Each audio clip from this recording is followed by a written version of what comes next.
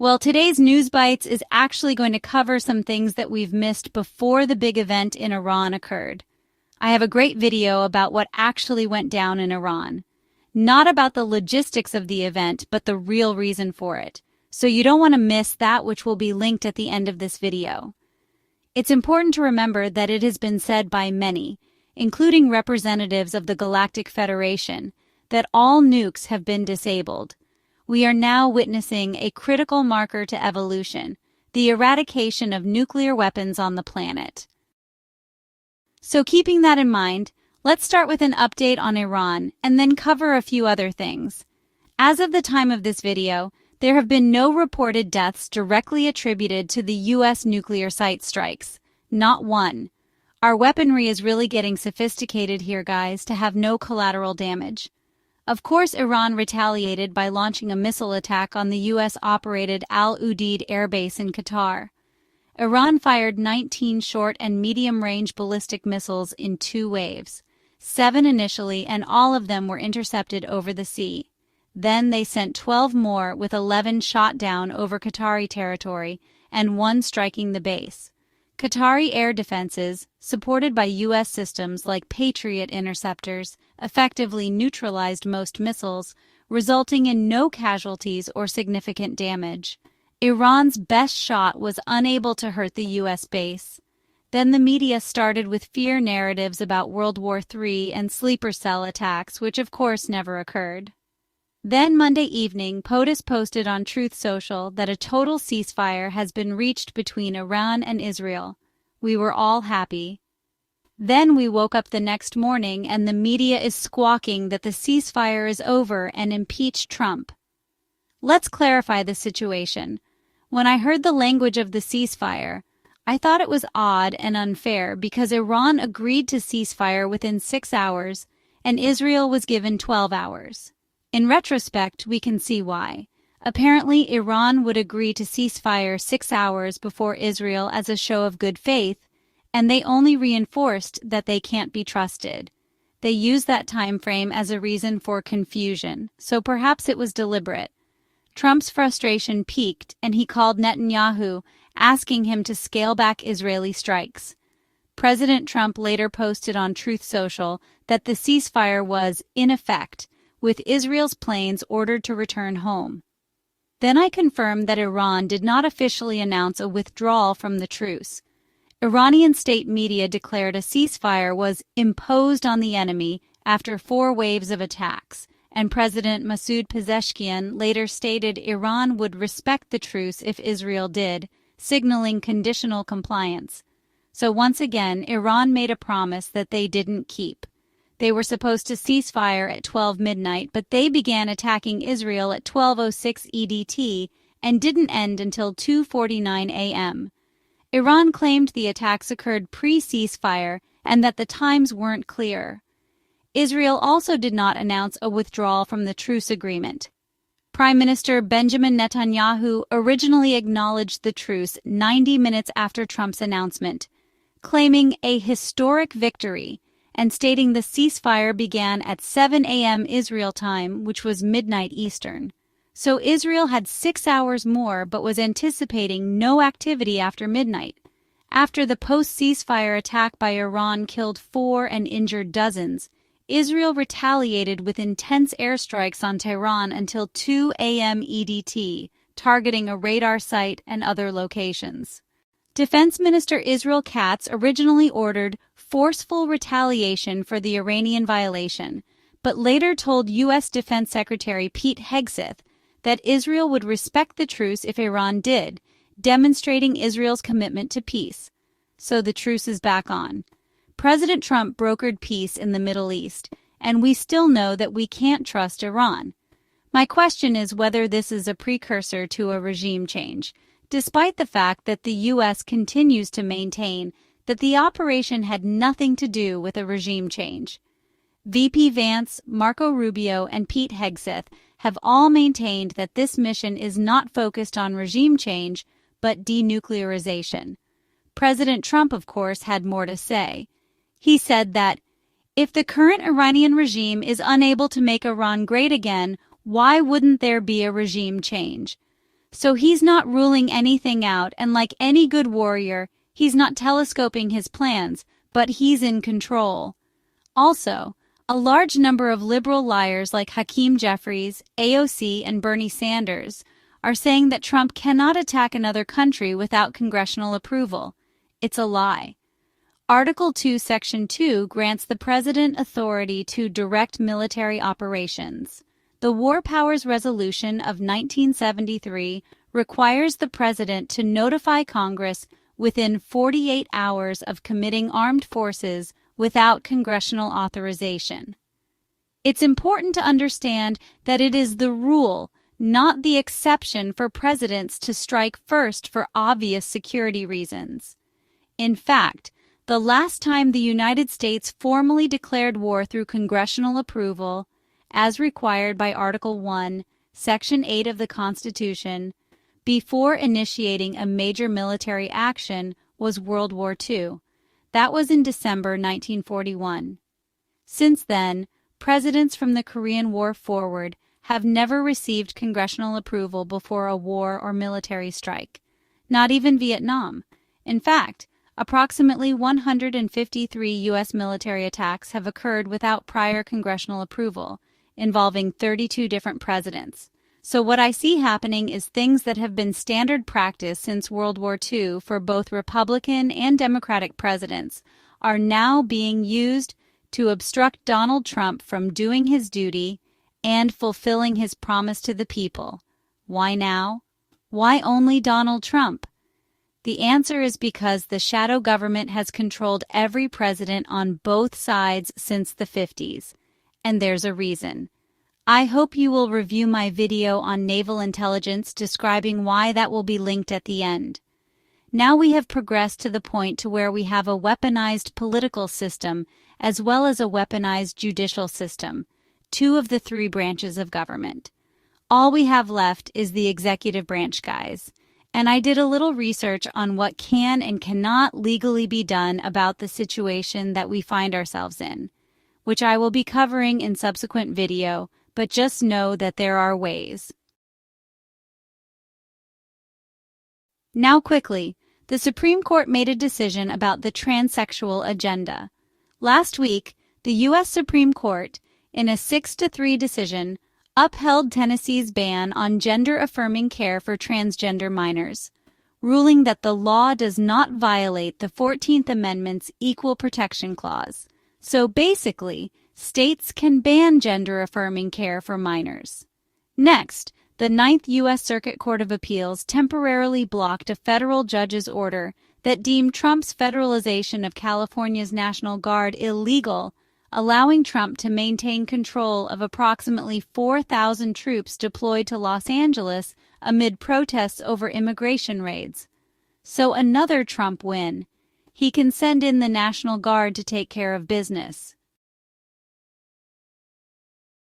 Fort Bend County Judge K.P. George and his former Chief of Staff Terrell Patel were implicated in a scheme where Patel created fake social media accounts to post racist comments against himself and others to gain voter sympathy during his 2024 campaign for Precinct 3 Commissioner and George's 2022 re-election. President Trump has also extended the hold on the TikTok ban for another 3 months. He did this by executive order signed in 2024 to ban TikTok by someone with the Biden's AutoPen. Trump said that it's a widely used app by hundreds of Americans, and he wants to keep it available. But there are significant privacy concerns that he must protect as well. Yet another example of his contemplative and careful approach to decision-making. A visa specialist with the U.S. State Department named Arslan Akhtar was caught on camera by O'Keefe Media Company saying that he hates Jews. He wishes harm to Elon Musk. He hates Yemeni people with a passion, and he dismisses whites and, well, doesn't give a shit about them. He then goes on to classify numerous other nationalities as liars and thieves, but says that Mexicans are honest people. He also said that he tells Hispanic illegals, don't talk to the police and don't admit the truth. If you want a loophole, keep your mouth shut. This is one person who is deciding who gets to stay in our country and who doesn't. The bigotry that was recorded is free speech and doesn't appear to be a crime, but certainly I would expect him to be relieved of his job real soon. Akhtar was fired 3 days ago. Also this month, the Bay County, Florida DMV, or Department of Motor Vehicles, conducted a multi-agency sting that exposed a $120,000 scheme where bureaucrats sold commercial trucking licenses to unqualified applicants, bypassing tests and lining their own pockets. This operation led to the arrest of 8 individuals involved in a fraudulent driver's license scheme targeting undocumented immigrants, including the issuance of commercial driver's licenses or CDLs. Can you imagine people without training driving 80,000-pound 18-wheelers all over our highways? The operation, announced by Bay County Sheriff Tommy Ford on June 12, 2025, uncovered a scheme where 2 Florida Department of Highway Safety and Motor Vehicles employees, Banceli Velasco and Demetrius Smith, both from Panama City, allegedly issued driver's licenses, including CDLs, to individuals who did not meet federal and state requirements, such as proof of U.S. citizenship or lawful permanent residency. These employees reportedly accepted cash bribes, either in person at the DMV or via online platforms like Cash App, to facilitate the process. So these 2 people who worked for the Florida DMV took cash from illegals and gave them driver's licenses, which allowed them to vote.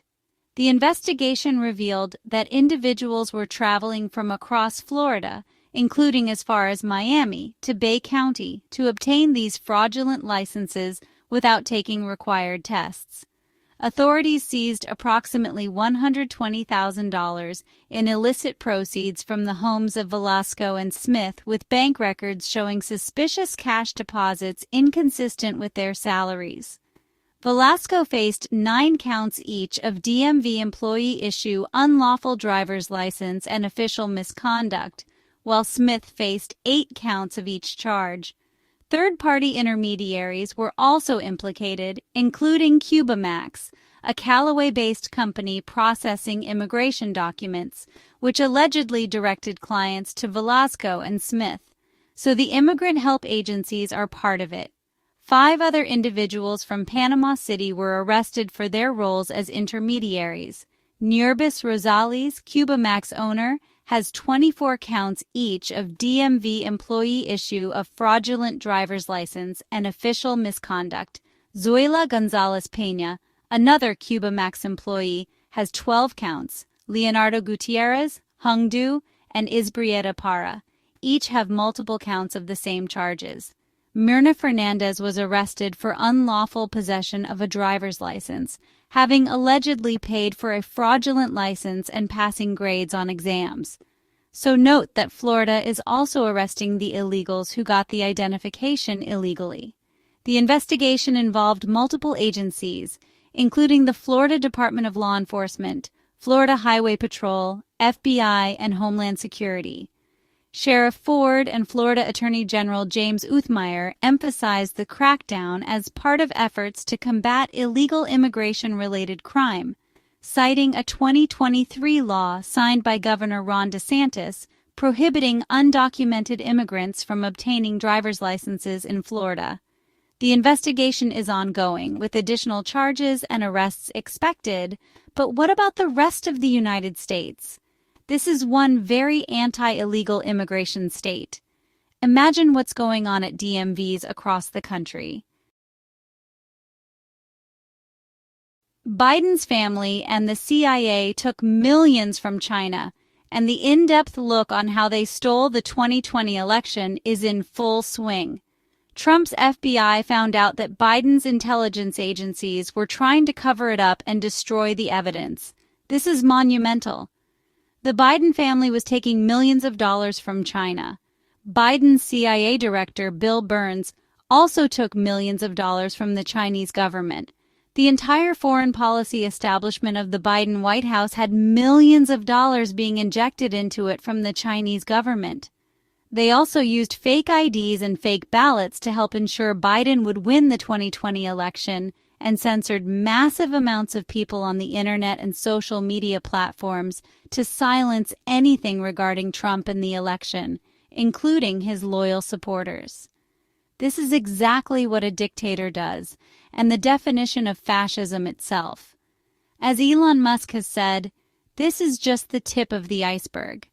Everyone remembers the videos of them pulling suitcases of ballots from underneath tables after the poll watchers went home because of water pipes allegedly breaking, covering windows, wheeling in carts full of duffel bags filled with ballots and no chain of custody from 18-wheelers and UPS trucks full of fake ballots.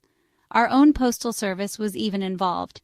People were even finding piles of Trump ballots dumped in the woods and caught postal workers ditching Trump ballots in storm drains. We want justice, and we, the people, want arrests. There will be tens of thousands. How are they ever going to make this right? 4 years of Biden in office seriously damaged and rolled back Trump first-term initiatives. So is a third term warranted to allow for the continuous 8 Trump years that the people of the U.S. had stolen from them. Talk about a left meltdown. That would do it. Remember how the left was screaming about people not getting their health care and dying overseas because DOJ recommended canceling millions in fraudulent funds? Well, the failure of those same politicians to secure Los Angeles has caused the Veterans Hospital to close down due to violence. Apparently, nearly 2,000 veterans have not received treatments, including chemotherapy and treatments for other catastrophic diseases. So hypocrisy is clear. Take care of foreigners, but not U.S. citizens and veterans. So that's it for today. I'm really excited about the video on what can be done and what the Alliance plan might look like, so be sure to subscribe and ring the bell for notifications. Keep an eye because I've heard from many that YouTube has unsubscribed them. Also hit that thumbs up, which apparently helps the algorithm. If you'd like to help me with channel expenses, we now have a membership program and my book is out. Also, there are always super thanks one-time tips, and I am so thankful for any support you give the channel. Even it's a thumbs up. So until next time, everything appears to be going exactly as planned. Don't let the optics mess with your mind.